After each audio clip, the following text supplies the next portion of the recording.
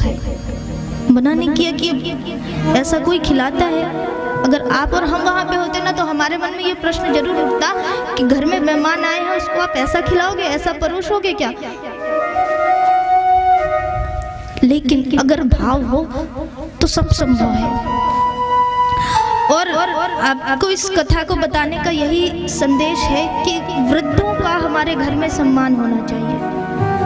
आज आप देखते होंगे कि वृद्ध बड़े लाचार भाव से घर पे होते हैं, और ज्यादा हुआ तो क्या है, वृद्धाश्रम छोड़ के आ जाओ। आज हर एक शहर में 1, 2, 3 वृद्धाश्रम आपको देखने को मिलेंगे। छोटी शहर है तो 1 वृद्धाश्रम, बड़ा शहर है तो 2, 3, 4, 5 वृद्धाश्रम। और भाई बड़े हम गर्व के साथ अपने माता पिता को वहां छोड़ कर आते हैं, अरे अच्छे से रहना, आते रहेंगे देखने के लिए, मिलने जाते रहेंगे। लेकिन कहाँ जाता है आपका दिमाग? वो माता पिता जिन्होंने आपको जन्म दिया है, कितनी पीड़ा उन्होंने सही है आपको जन्म देने में। और ऐसे प्रश्न, ऐसे बात आते कैसे? वृद्धों का सम्मान बहुत जरूरी है। एक कथा आपको बता रही हूँ। एक युवक था, उसकी शादी तय हुई तो वो युवक बड़ा प्रसन्न था कि अरे बड़े दिनों बाद मेरी शादी लगी है, खूब आनंद लूटूंगा अपनी शादी में। और फिर रहते हैं ना अगल बगल सब बड़े प्रसन्न रहते हैं, चाचा मौसी मामा मामी बड़े पापा बड़ी मम्मी सब बड़े प्रसन्न थे कि अरे चलो इसकी शादी लगी। लेकिन उस युवक का जो ससुर होने वाला था उसने कह दिया कि भाई देखो, सगाई तो जैसी तैसी हो गई, लेकिन शादी में जब आपके बारात आएंगे तो उस बारात में एक भी बुजुर्ग नहीं होने चाहिए, कोई भी वृद्ध ना आए बारात में। इस बात का अवश्य ध्यान रखना। अगर किसी बुजुर्ग को, किसी वृद्ध को हम पाएंगे तो ये बारात को यहीं से विदा, लड़की देंगे नहीं, ऐसे ही लौटा देंगे। अब वो युवक घबरा गया, कहा बड़ी मुश्किल से तो शादी लगी है, ऐसा कंडीशन रख रहे हैं। अब वो सब गए, कहा कि विचार विमर्श किया, कहा कि कुछ नहीं होता, क्या होता है, बुजुर्ग नहीं लेके जाएंगे, ऐसे ही चलेंगे। तो वो जो युवक था उसके नाना जी थे। मैं कहा कि भाई एक ही अकेला नाती है मेरा, मैं कैसे, मैं जिंदा हूँ, मैं जीवित हूँ तो मैं इसकी शादी देखूंगा ही,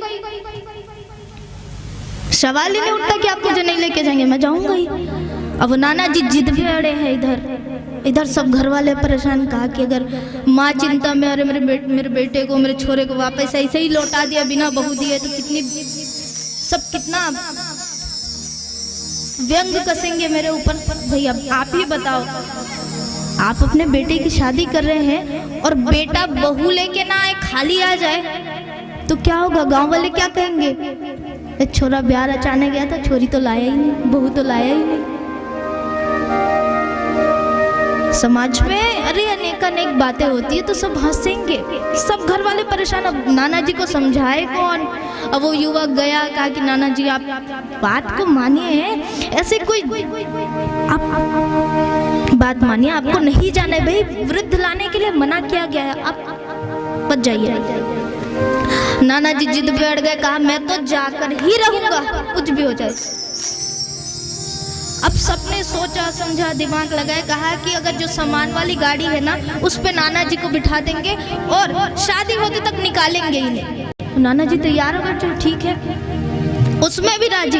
अब गए, महाराज होना क्या था, अब वरमाला का समय हुआ, लड़की निकली वरमाला लेकर के, दूल्हा खड़ा था सामने, लड़की माला पहनाने ही वाली थी। उतने में लड़की के पिताजी आए और कहा कि रुको, सारे बारातियों को कह दिया रुको, शादी तभी होगी, कब होगी?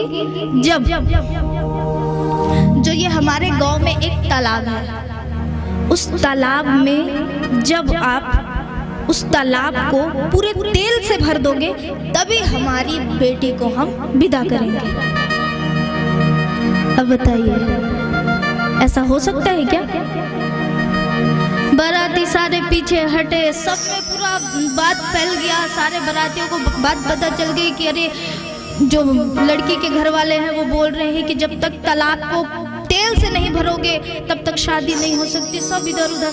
अब ये बात नाना जी के पास पहुंची, जो कहाँ थे, सामान वाली गाड़ी पे। अब नाना जी उठे, कहा मुझे तो पक्का पता था, उन्होंने वृद्ध लाने के लिए मना किया था, तभी मैं समझ गया था कि कुछ ना कुछ ऐसी बात होने वाली है। अब नाना जी ने कहा कि इधर आओ, उनसे कहो, घर वालों से कहो लड़की के कि पहले इस तालाब के पानी को वो पूरा खाली करे, उसके बाद हम तेल भरने के लिए तैयार हैं। अब गए इधर लड़के वाले और कहा कि बात ऐसी है कि आप पहले तालाब के पानी खाली करवा दीजिए, हम तेल भरने के लिए तैयार हैं। जैसे ये बात सुनी लड़के के पिता ने समझ गए, कहा कि आपके साथ कोई ना कोई वृद्ध जरूर है, आप उसे सामने लाइए, जरूर वृद्ध आप लेकर के आए हैं। अब क्या करते, फंस तो गए थे, वृद्ध को लाना पड़ा, नाना जी को लाना पड़ा, सामने आए और उस लड़की के पिता ने उस नाना जी के चरणों में गिर गए, कहा कि महाराज, जिस घर में वृद्ध का सम्मान होता है, जिस घर में बुजुर्गों का सम्मान होता है, वो घर घर नहीं अपितु स्वर्ग होता है। तो आप अगर अपने वृद्ध का सम्मान करेंगे तो आप कहीं भी ठोकर नहीं खाएंगे, क्योंकि वो बड़े अनुभवी होते हैं। जितना एक्सपीरियंस, जितना अनुभव आपके पास नहीं हो, उतना उनके पास होता है। माता सबरी बड़े प्रेम भाव से ये कथा सुनेंगे लोग तो कहेंगे अरे कि दिमाग से थोड़ी थी, इसीलिए ऐसे खुद खाती थी फिर भगवान को खिलाती थी, खुद खाती थी फिर भगवान को खिलाती थी। लेकिन नहीं, वो तो प्रेम भाव में मग्न थी, इसलिए उनका बेर खाया भगवान ने। कंद मूल फल सुरस अति, दिए राम कहुआने, प्रेम सहित प्रभु खाए, बारंबार बखाने। प्रभु श्री राम बड़ी प्रसन्नता से बार बार माता सबरी के बेरों की प्रशंसा कर करके उनके बेर को खा रहे हैं। ऐसे ही प्रभु श्री कृष्ण की कथा आती, जब उन्होंने जन्म लिया तो खूब सारे भक्त ऐसे थे जो उनका दर्शन पाना चाहते थे, उन्हें देखना चाहते थे, और ऐसे प्रभु कृष्ण का प्रेम, उनकी भक्ति पाने के लिए सब आतुर थे। जब भगवान श्री कृष्ण का जन्म हुआ, उन्हें लेकर के मथुरा से गोकुल ला रहे थे, तब माता यमुना रास्ते में मिली, वो भी उनके जल को, उनके चरणों को पखारना चाहती थी, भक्ति से, प्रेम से। मीठे रस से भरो रे, मीठे रस से भरो रे, राधा जाने लागे, महारानी लागे, मन प्यारो प्यारो यमुना जीरो बने लागे। मीठे रस से भरो रे, राधा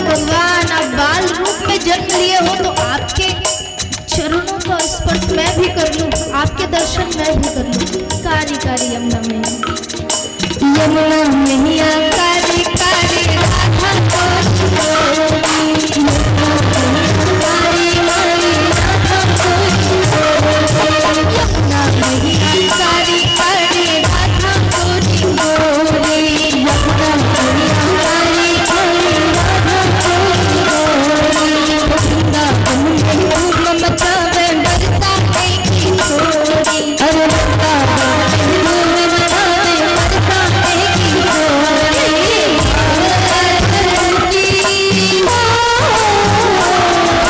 राम राजा झूठी राजधानी लागे, राजधानी लागे, बड़े कारों कारों दिया दिया, बड़े कारों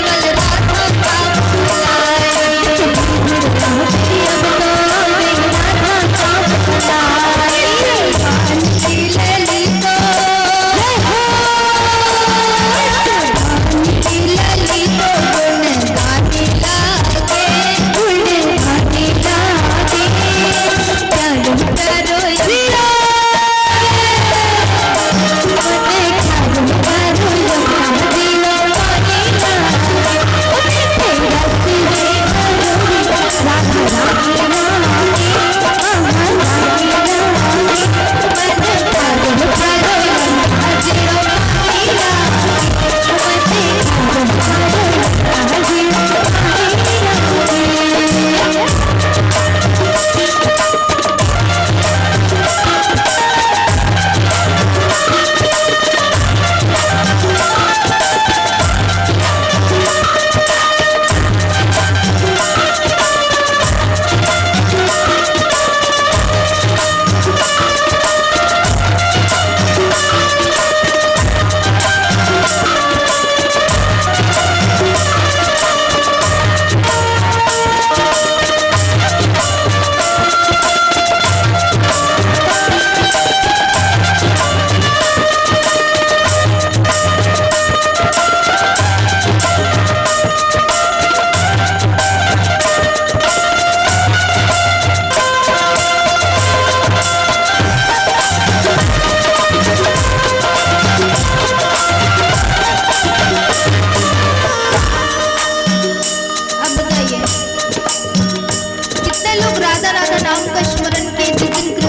जन्म हुआ। जब कृष्ण जी का जन्म होता है तो राधा नाम का उच्चारण करना चाहिए। कौन से नाम का? राधा नाम का, क्योंकि कृष्ण जी और राधा रानी अलग अलग नहीं है, दोनों एक ही है। अगर आप राधा का नाम लेंगे तो कृष्ण तक पहुंचेगा, कृष्ण का नाम लेंगे तो राधा तक पहुंचेगा। इसलिए हमेशा आठों पहर राधा नाम का स्मरण करें, कृष्ण जी का स्मरण करें।